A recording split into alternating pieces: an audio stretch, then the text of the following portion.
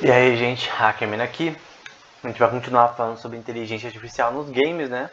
Explicando agora o algoritmo Double Oracle, né? Que o objetivo é descobrir qual é a melhor estratégia dentro do game, né? Normalmente isso daqui pelo que eu entendi, é para jogos de duas pessoas, tá? Então não sei se poderia ser aplicável de alguma forma mudando ele para jogos mais complexos, como Tibia, Minecraft ou jogos de exploração no geral, em que estratégia não é muito relevante assim, né? E aí no GitHub aqui eu achei um, um dos algoritmos aqui que o cara cita é o Double Oracle, né? Então ele vai mostrar aqui na prática. Então só mostrar algumas partes do algoritmo como funciona, né? É relacionada ao paper. Então você vai ter, por exemplo, para comprar. Aí eu só estou mostrando parte, tá? Mas é basicamente o começo aí do programa. Nessa parte aqui, a parte da repetição, né? Ele vai quebrar aqui em 1, 2, 3, 4, 5 ifs e 4 for, né? Então, o objetivo ali no começo é o número das interações, né? Que nesse caso ele vai falar se maior ou igual a 1. No caso, ali no artigo é igual a 0, né? Mas ok. E no fim, o resto aqui é basicamente essa parte em verde, né? Então, você quer saber a maximização relacionada a achar a melhor estratégia dentro do sistema, né? Então, basicamente isso. Considerando dois jogadores, o beta 1 e beta 2 normalmente considerando dois jogadores. Então, dentro de um sistema que tem dois jogadores, você entender, né?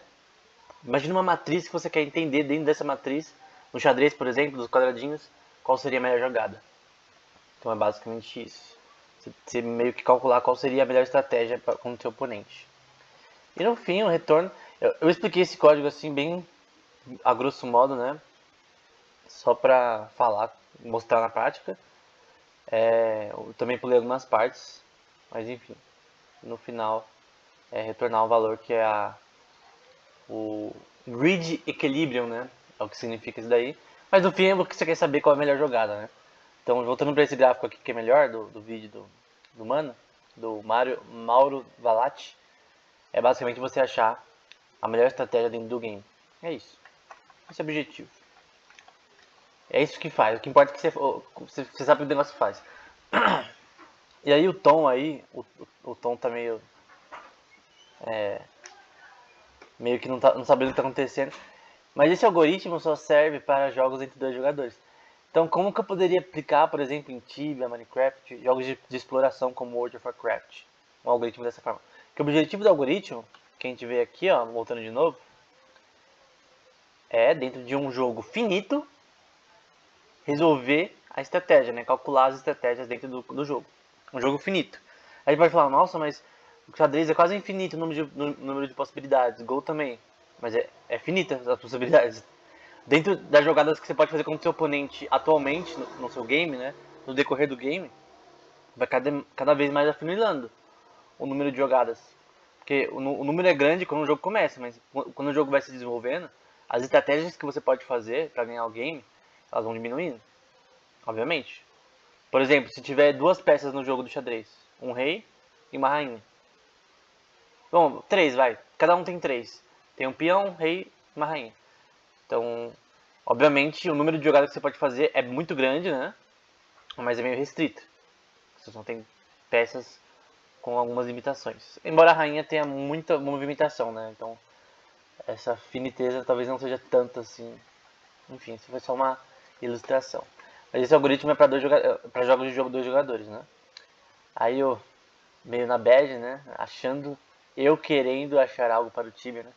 Então esse algoritmo aí não faz muito sentido pro Tibia. Na verdade, no Tibia, o que você quer não é estratégia, né? É a longo prazo. O que você quer é matar os bichos, né? Não morrer, realar seu personagem, usar as magias e acabou. E o sistema do jogo, dos monstros, é uma coisa programada, né? Então, ele tem um comportamento totalmente previsível. Depois que você vê o monstro, você já consegue saber o comportamento dele. Ele vai te seguir, vai te tacar os foguinhos, poder que é isso. mas não é aplicável para jogos desse tipo, ao meu entender, né? Então, vamos voltar para o primeiro artigo agora, né? A gente deu uma voada nesse artigo aí do Double Oracle, né? Então vamos voltar no passado, né? Até cito ali, né? From the past, um easter egg ali, né? Ali no fundo tá escrito do passado, né? Enfim. Aqui, essa imagem, as imagens do paper são bem bonitas, né? Eles vão mostrar a análise topológica da complexidade nos games, né? Da densidade de complexidade nos games, na navegação dos games. Esse gráfico, na minha opinião, ele é muito bonito, mas ele não diz muita coisa na minha opinião. Você olha pra esse gráfico, beleza. Tá. É isso. É um gráfico bonito, mas eu sinceramente não tenho. Eu sei que ele define complexidade, vai ficar mais claro depois, mas eu acho que não foi a melhor forma visual de falar isso, né? Mas enfim, é um gráfico bonito. Outra coisa importante que eles vão usar, que eu não vou explicar nesses vídeos, vamos deixar para outro vídeo caso apareça. Pela brevidade, né? Não quero deixar o vídeo com 30 vídeos, né? Enfim, a playlist, né? Então, para calcular a intensidade de cor para cada node, né? Então, a intensidade de cor relacionada à frequência da complexidade dos jogos, né? Ele vai usar um algoritmo chamado Alpha Rank, que eu vou citar depois, mas não vou explicar, que mensura, né, a preferência de longo termo entre os jogadores para uma estratégia particular, né? Então, ele basicamente vai meio que falar essas são as estratégias mais usadas nesses sistemas do game, né? Então, vamos supor que você está jogando xadrez ou Go, por exemplo. Então, você está jogando lá e o jogo vai evoluindo, está no mid-game, né? Então você já está no meio do jogo, mais ou menos, quase pro final, quase pro late game. E o número de estratégias vai se afunilando. E você poderia usar esse algoritmo para calcular, dentro do xadrez, qual seria a estratégia que seu oponente provavelmente usaria nesse sistema. Então o algoritmo é isso, ele quer calcular qual seria a estratégia mais usada por jogadores no geral. Não é que ele vai prever, não, ele vai falar, não, essas aqui são as estratégias mais usadas quando acontece isso no xadrez. Então, é mais ou menos isso. Então, é basicamente isso. Vai falar que especificamente as cores mais escuras vão indicar estratégias mais preferíveis. Então, nesse gráfico aqui, cores escuras, eu não sei o que cada cor significa, mas cores escuras significam estratégias mais preferidas. Então, é mais nesse sentido. E aqui outra imagem bonita, né? Você vai ter a parte topológica, né, dos gráficos. Então você vai ter na parte B o algoritmo de R-Rank para achar as melhores estratégias. Você vai ter ali na parte de cima estatística gráfica, né, que está na parte da direita aqui, para analisar a complexidade do sistema do game. Usar PCA, né, Principal Component Analysis, para agrupar e ver qual seria essa complexidade de uma forma visualmente aprazível, né? E na parte de baixo você vai fazer também algumas coisas topológicas aí para ver a estrutura do game.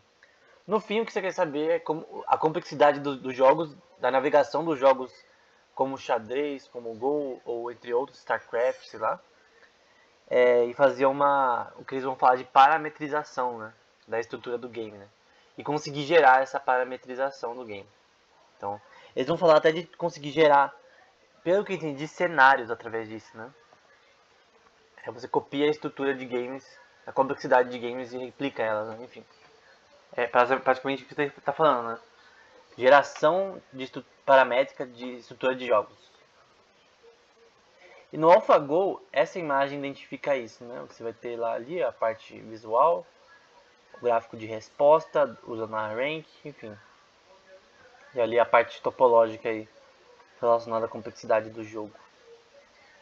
Então, por exemplo, imagina que você usaria isso no Go, né? Então vamos supor que você está nessa parte da partida. Nesse caso aqui é o AlphaGo jogando contra o melhor jogador naquela época de Go. Não sei se ainda é, o Lee Sedol. 2016, né? Tem aí o jogo de 4 horas quase. Se não me engano, o AlphaGo ganhou 4 partidas. Perdeu uma. Enfim. Dentro dessa partida aqui, dentro desse sistema da partida, qual seria a melhor estratégia? Qual seria a estratégia que provavelmente seu oponente usaria em longo prazo?